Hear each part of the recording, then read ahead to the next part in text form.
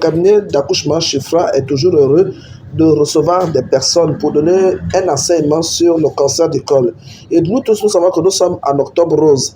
Octobre rose veut dire que dans le monde entier, toutes les personnes qui travaillent soit dans la santé ou autour doivent relayer l'information afin de diminuer le nombre de décès liés au cancer du col. Sur cette image, vous avez très bien le titre de ce que nous allons parler ensemble, le cancer du col de l'utérus.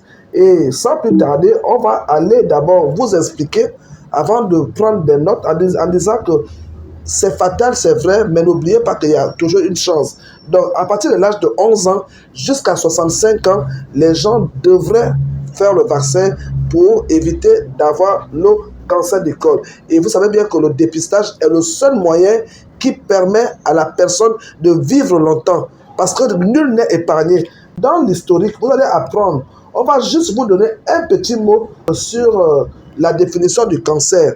Quand on dit cancer, c'est des tumeurs malignes. Ce n'est pas des tumeurs bénignes.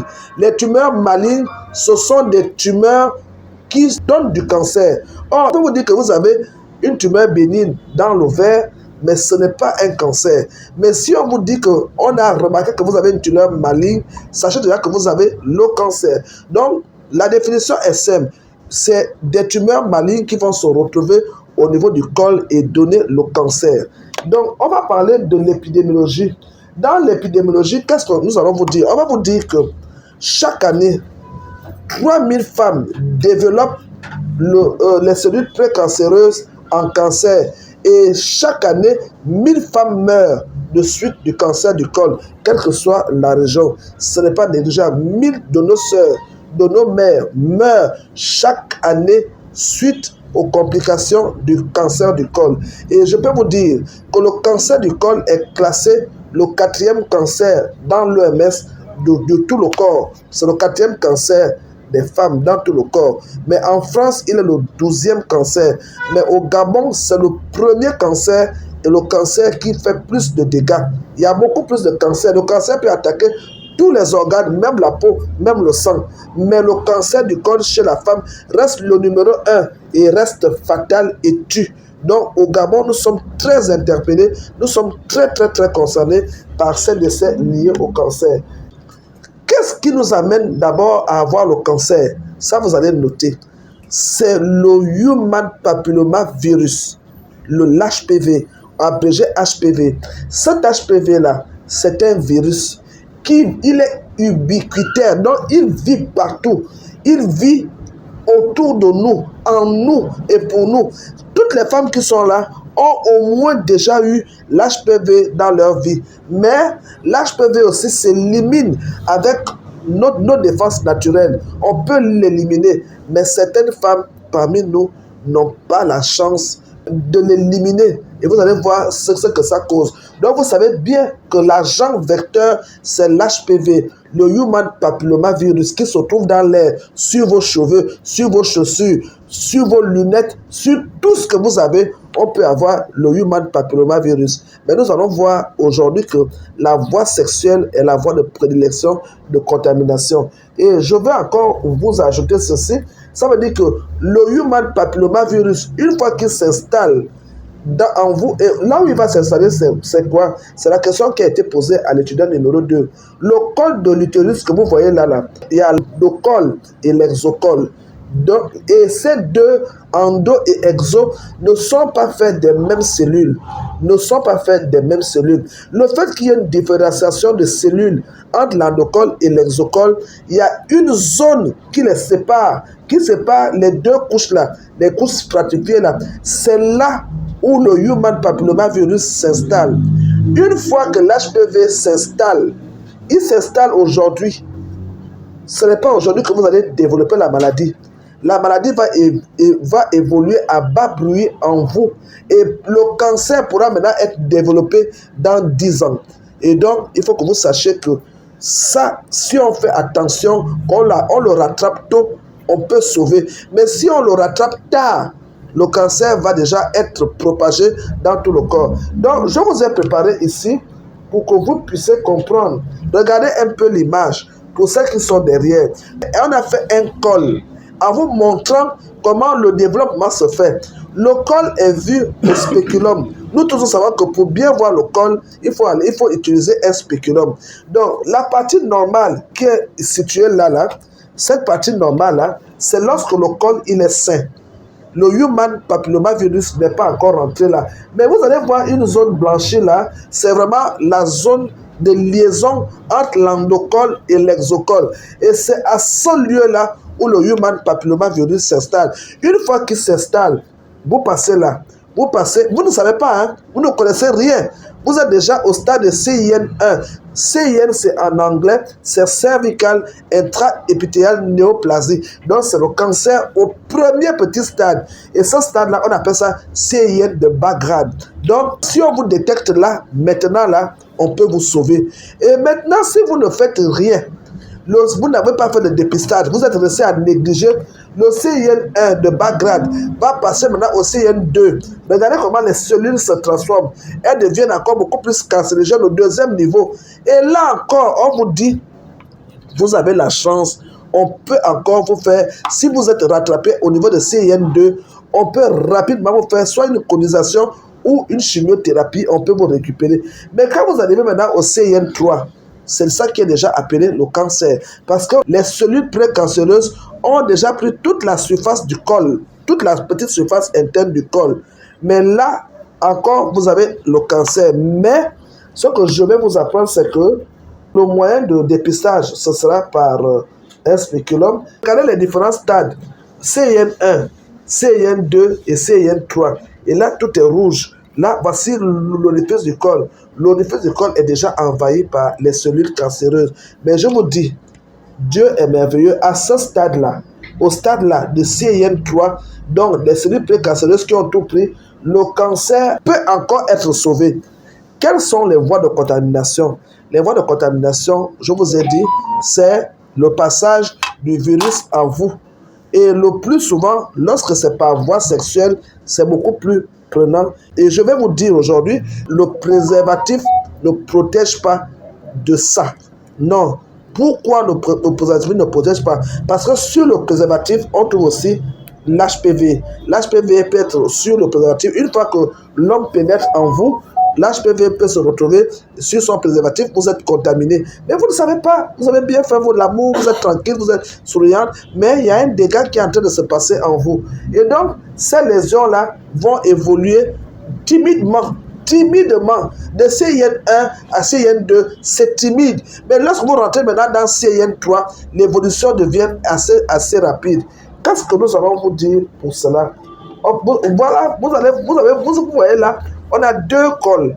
Un col normal et un col qui a déjà le cancer. Et ça se voit là. Et le moyen de faire l'examen, vous savez bien que c'est avec l'acide acétique salicylate. L'acide, on va utiliser ça et on va également utiliser le Lugol pour mettre en évidence ces cellules précancéreuses. Maintenant, pour vous donner une petite assurance, lorsque, au niveau du col, le col, c'est un orifice qui a quand même une certaine longueur, mais il y a une limite dans le col là, entre l'endo et l'exocole là, et entre le col et la montée en haut, il y a une petite limite là, qu'on appelle la membrane basale. Il y a une petite limite qui est là. Si le cancer vous a pris et que ça n'a pas atteint la membrane basale, c'est ce qu'on appelle le cancer in situ. Le cancer in situ peut guérir par chimiothérapie. Et là, vous êtes déjà à la 7e année de votre maladie, vous ne saviez pas. Donc, le cancer in situ peut être guéri par chimiothérapie. Donc, maintenant, si les lésions précancéreuses dépassent la membrane basale, là, maintenant, vous voyez, je vais vous expliquer. Là, on a un col sain au stade 1. Vous voyez que toutes les cellules sont rosées. Et là, on arrive maintenant à CIN1. Il y a un tiers de cette cellule-là, un tiers du col, là, est attaqué. On est à CIN1, on peut récupérer. Et là, les 2 tiers sont attaqués. On commence à avoir des difficultés, mais on peut encore récupérer. Mais toute l'épaisseur du col, là, toute l'épaisseur du col est envahie. On va commencer maintenant à dépasser la membrane basale. On arrive maintenant au stade de cancer invasif. Là, il sort des zones d'in situ, il commence à se développer dans les autres organes. Donc, il prend maintenant les autres organes. Et si on ne fait rien, ça veut dire que devant le vagin, il y a la vessie, derrière, il y a le rectum, en haut, il y a l'épiplombe, et en bas, il y a le vagin. Vous avez appris tout ça, toute cette situation-là. Et donc, si vous ne faites rien, le cancer va maintenant prendre la voie lymphatique, la voie rapide.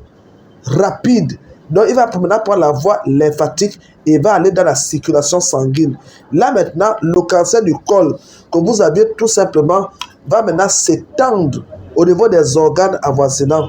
Le rectum va prendre un coup, le vagin va prendre un coup, la vessie va prendre un coup, et au fur et à mesure que la dimension monte, vous allez arriver à attaquer même le poumon. Alors que le cancer est là, je vous dis bien, même quand vous-même vous attendez le cancer invasif, c'est la partie du cancer qu'on ne peut plus traiter. Donc, et là, on va vous retarder la mort en faisant des chimiothérapies, mais le décès est déjà fait et il faut vraiment que la grâce de Dieu soit sur vous pour tout éliminer. Mais à ce stade-là, sincèrement, même en Europe, ça devient difficile. Donc, retenez que il y a les cellules précancéreuses, il y a le cancer in situ, il y a le cancer invasif, et maintenant il y a les métastases. Vous avez compris? Et on va continuer en expliquant. Ceci.